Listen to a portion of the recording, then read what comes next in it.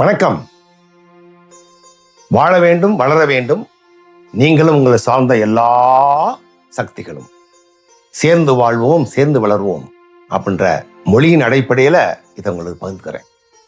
இப்போ யாராவது கேட்டானா உலகத்தில் ரொம்ப முக்கியமான ஆள் யாருன்னு கேட்டால் சில பேர் அம்மா, அப்பா, கடவுள், குரு, ஞானி, பொலிட்டிக்கல் தலைவர் யாரும் சொல்லுவாங்க. என்னையை பொறுத்த வரைக்கும் முக்கியமான நபர் யாருன்னா எனக்கு நான், உங்களுக்கு நீ. நீ இருந்தால்தான் எல்லாமே இருந்து நீ இல்லைன்னா விஷயமே இல்லைன்னு சொல்றதுக்காக இந்த பதிவு.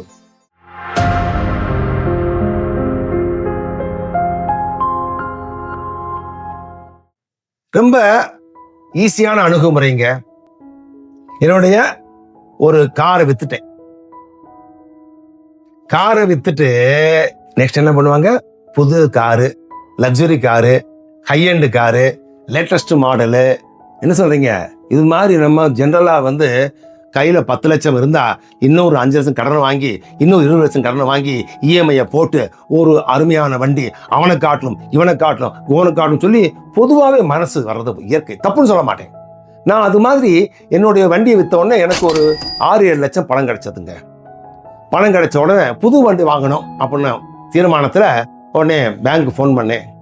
பேங்க் மேனேஜர், ஆஹா உங்களுக்கா, உடனே வாங்க கொடுப்போம் சார், நீங்க நல்ல கிராக்கி இல்லையா, உங்களை பத்தி ஆன்னு சொன்னாரு.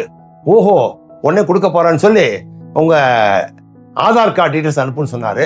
அனுப்பிச்ச உடனே அங்கிருந்து ஃபோன் வந்தது. Sorry sir, I am sorry, உங்க ஏஜை பார்த்து நாங்க லோன் கொடுக்குற மாதிரி இல்லை. ஏன்பா, என் டெபாசிட்டுக்கு மாத்திரம் என் ஏஜ் வேலை செய்யாதா? கடன் கேட்கும் போது, அது காரு கடன் கேட்கும் போது இந்த கடன் சொல்லுவீங்களான்னு கேட்டேன். என்ன பண்ற சார், கவர்மெண்டோட அப்படின்னு சொல்லி அவருக்கு ஒரு ஒரு சின்ன குட்டி ஒப்பாதி வச்சாரு. உடனே யோசனை பண்ணேன், நண்பர்கிட்ட கேட்டேன் என்ன செய்யலாம்னு சொல்லி. ஒரு அருமையான புத்தி சொன்னார் ஒரு நண்பர். ஒரு கார் இருந்தா ஒரே ஒரு கார் தான்டா, காரு இல்லைன்னா ஊபர் எல்லாம் வச்சிருக்க காரு, ஓலா வச்சிருக்க காரு, டாக்ஸி எல்லாம் ஒண்ணுதானப்பா. ஆமா, இந்த ஒரு காருக்காக இந்த இடத்துல போராட்டம் பண்ணு அப்படின்னு நினைச்சிட்டு இந்த பணத்தை என்ன செய்ய வேண்டும்? செலவு பண்ணுமா, பேங்க்ல போடணுமா? என்னை பாதுகாக்கும் ஒரு அருமையான உழைப்பாளியை கூட்டு சேர்க்க போறேன்னு நினைச்சிட்டு ஒரு அருமையான தேவையான முக்கியமான பிரிக்கார்னு சொல்லி ஒரு மிஷினு, கிராஸ் ட்ரெயினர், அதுல நடந்து போக வேண்டிய தேவையில்லை, எலக்ட்ரிக்கல், அது வாங்கி அனுபவிச்சா தெரியும், சாதாரண கிடையாது. மேலே போய் கீழே வரும், கீழே போய் மேலே வரும், ரிவர்ஸ் பண்ணலாம், முன்னால் போகலாம், கை காலு உடம்பு எல்லாமே வேலை செய்யும் சொல்லி அதை வாங்கி வீட்டில் ஃபிக்ஸ் பண்ணிட்டேங்க. யாரோ வந்தாங்க, என்ன சார் உங்களுக்கு கார் இல்லையான்னாரு.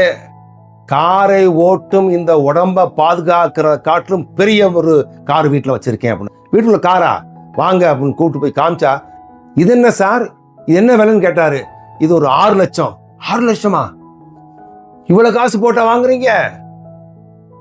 அது இருந்தால் நான் இருப்பேன், கார் இருந்து நான் இல்லைன்னு என்ன பண்றதுங்க அப்படின்னு சொல்லிட்டு, என்னை பாதுகாக்க, என் உடலை வளர்க்க, என் உள்ளத்தை வளர்க்க, என்னை ஆரோக்கியமாக வர்க்கம் ஒரு அருமையான அருமருந்து, திருமருந்து, உடற்பயிற்சி, அந்த உடற்பயிற்சிக்கு கூட்டுக்காரன் தான், நண்பன் தான், தோழன் தான் இந்த மிஷின் சொல்லி மிஷினுக்கு காமிச்சேன்.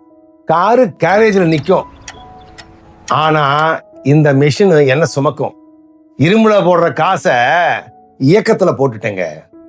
சத்தியம், நம்ம இதுவரைக்கும் பண்ற தவறுகள்ல மாபெரும் தவறு, இந்த உடம்பை வளர்க்கும் உபாயம் தெரிந்தும் பணத்தை செயின்ல, லக்ஸுரி கார்ல, டெபாசிட்ல, 3 பெட்ரூம் 4 பெட்ரூம் வீட்டுல போட்டுட்டு ஒப்பாரி வைக்கிற ஆளுகளை பார்த்திருக்கேன். அதனால இங்கே முக்கியமான நபர், முதல்ல தேவையானது உங்க உடம்பை வளர்க்கறதுக்கு எந்த விதமான செலவு பண்ணோம்னாலும், அது உணவா இருக்கலாம், உடையா இருக்கலாம், உடற்பயிற்சி செய்யக்கூடிய கருவியா இருக்கலாம், செலவு பண்ணுங்க. இல்ல வாக்கிங் போறேன், மழை வருது போக மாட்டீங்க, குளிர் அடிக்குது போக மாட்டீங்க, கெஸ்ட் வந்தா போக மாட்டீங்க, என்ன பண்றேன் நானு? அரை மணி நேரமோ 1 மணி நேரமோ கண்டினியூஸா லேப்டாப்ல வேலை பார்த்தா என்ன பண்றேன்? ஓ 1 மணி நேரம் ஆச்சா, எந்திரிச்சு 10 நிமிஷம் கச்ச கச்ச கச்ச கச்ச 10 நிமிஷம், ஒரு 15 நிமிஷம் திருப்பி உட்காந்துக்கிருவேன். ஏப்பா, காருக்கு இன்சூரன்ஸ் பண்ற, உன் உடம்புக்கு இன்சூரன்ஸ் பண்ண வேண்டாமா?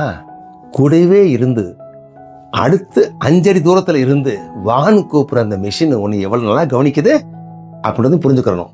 அடுத்து கார் வாங்குறதுக்கு முன்னால, பிளாட் வாங்குறதுக்கு முன்னால, எதுல இன்வெஸ்ட் பண்றதுக்கு முன்னால உங்க உடம்ப பாதுகாக்கிற ஒரு மிஷின்ல இன்வெஸ்ட் பண்ணுங்க.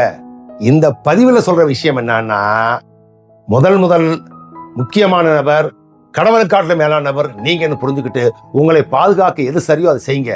சரிங்களா? ரெடியா? All the best.